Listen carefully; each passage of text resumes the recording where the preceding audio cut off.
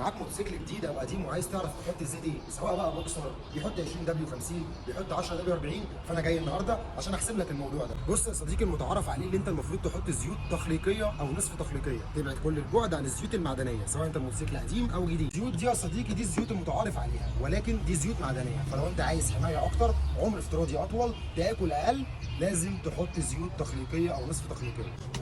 كتالوج موتوسيكل بوكسر يا صديقي طالب لزوجة 20 دبليو 50 جاسو ام اي 2 والاي بي اي يكون اس ال. انسب زيت دلوقتي موجود ليك 20 دبليو 50 نصف تخليقي هو الزيت زل 20 دبليو 50 40 اي بي اي اس ان، وبالمناسبه الاس ان ده اعلى من الاس ال، والجاسو ام اي 2.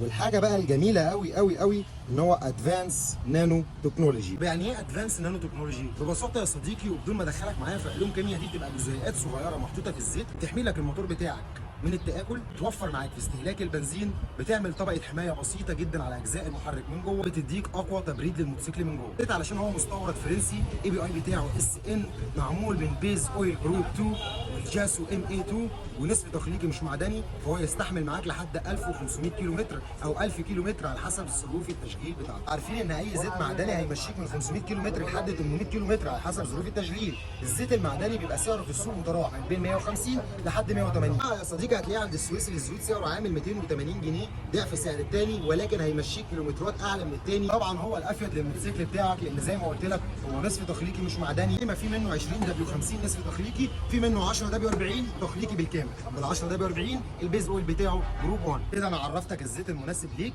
من حيث الاسم والمواصفه والنوع. انا احمد السويسي، كل يوم فيديو جديد عن عرض جديد ومعلومه جديده، فلو عايز يوصل لك كل جديد اعمل لنا متابعه.